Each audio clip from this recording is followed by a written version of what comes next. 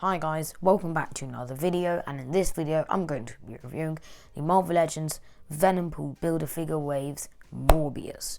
Now, before we kick off, this is the figure where I'm like, it comes with a Build-A-Figure piece, so you know when you go into the supermarket and there's a bunch of five pack of toilet rolls, and you buy the pack, and you really only need one or two, and you've got the extra three that you don't really need, you just got because they came with the pack. It's a bit like this. It's because, yeah, it came with it, so I got it. Anyways, let's take a look at his packaging. On the top there is no logo, unless if you count the shadow. There is a big ass Marvel Legends logo. Actually, something that I've noticed is that with some boxes it says Marvel Legends series and some it just says Legends series. And then here it says Marvel, and then it has Morbius, the living vampire logo with all this. Well, it's supposed to be symbiote goop. Black Hasbro symbol. And then how can I forget the 4+ kids if you're 3. You're not even going to want this stuff if you're 3, so I don't imagine you're going to go where. At the side we get a side art which looks okay. It looks scary. It's a vampire. There's not literally anything else to it. Then at the back it says Marvel Legends series. We get a product shot there. It says Morbius. And the read-up reads, Michael Morbius, the living vampire, prowls the night, tortured by his life-sustaining thirst. Then here is the lovely grey shaded background. Then we've got all the other figures from the wave. Obviously Venom's not included there because he's technically not part of the wave, but technically is. Yeah, so I was originally going to go in this order, but I guess now I'm going to go 1, 2, 3, 4, 5. And there is Venompool over there, Marvel and Black Hasbro logo, and there's not really anything else to it. This figure looks okay. No accessories, which I understand. Maybe we could have got fist hands as well. Maybe that could have been better. This is a Build-A-Figure Venompool logo. But yeah, other than that, I don't really care about this figure. One thing that I did spot was that the head sculpt over here is similar, well, different to the one over here. As you can see, it's much more shaded. The eyes are wider, and his mouth is also wider as well. So that's a different head sculpt. As well as the hair being more bent back. More bent straight back than to the side, so that's probably a prototype.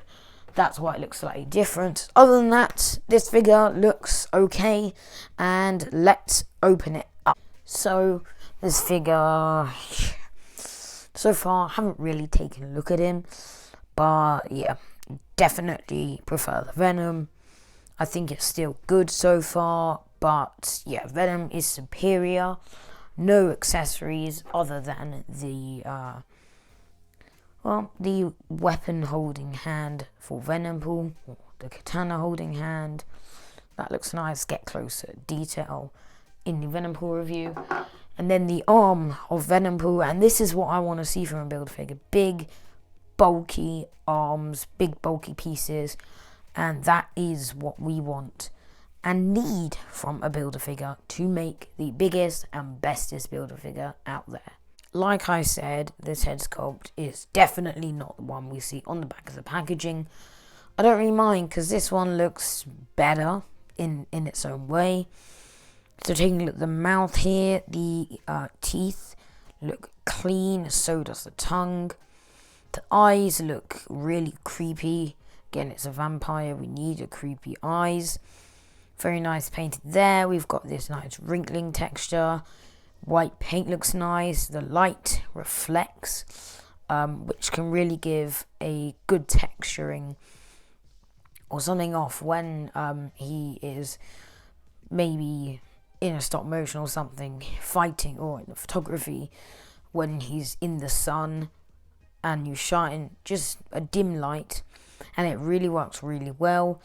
And yeah, looks good. I can see a bit of paint going off on the ears, but nothing too bad. The hair sculpt looks good as well. The top, you've got this nice texturing going on, pointy, and the hair's slightly going pretty much everywhere. You've got some hair going to the left, some to the right, and some just going everywhere. And overall, a really good head sculpt, and I'm not noticing any mistakes with it at all. One thing I have noticed about this paint job is this.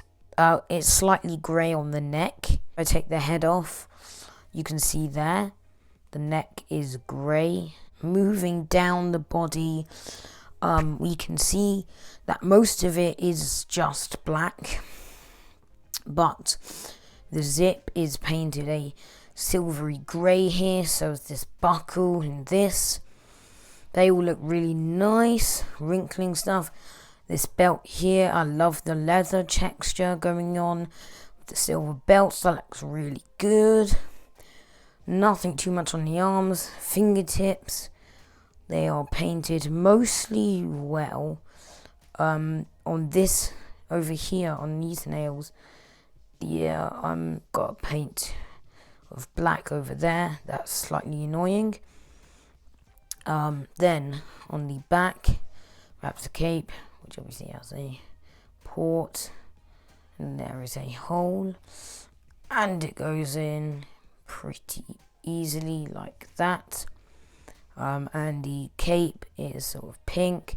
I love that there is this shabby texture going on with all the jagged edges and all the holes in the cape like it's used. That looks really good. If we take the cape off here at the back, I've got the rest of that piece here. We've got the butt, the legs look good, and then he's got peg holes at the bottom of the feet. Now it's time for his articulation. His head moves up all the way that far. I don't want to stretch it further because it may come off. Down that far, side, not really any. We get a tiny bit of forward and back. Arms move out that far, and they also move about forward that far. They move in that far. You get a swivel here, double jointed elbows, a hinge on this hand here. Ab crunch forward that far, back that far with the cape on. Without the cape, it's the exact same.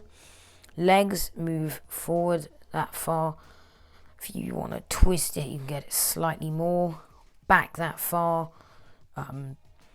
They move out that far, in that far. We get a swivel over here that is very stiff, so I'm not going to go all the way.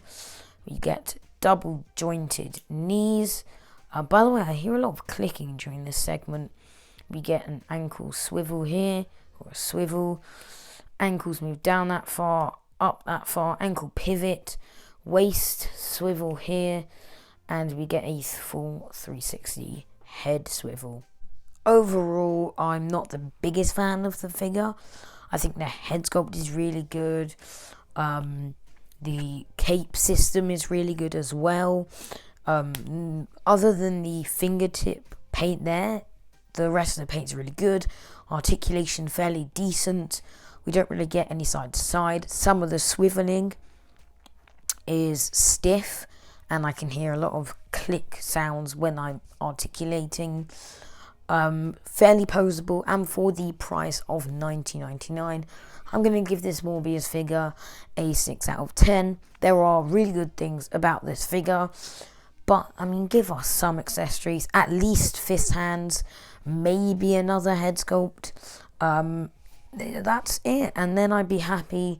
But it's just a lack of accessories. Well, it's not even a lack of accessories, there are none. If it had any accessories, it would be better. It could fall higher. But yes, for $19.99, 5 out of 10 is really what it gets. And yeah, I hope you guys enjoy this video. I'll see you in the next one. which is going to be Carnage. Hi guys, welcome back to another video, and in this video I'm going to be reviewing the Marvel Legends Stiltman. Oh, I am so used to saying Stiltman, it's Venompool.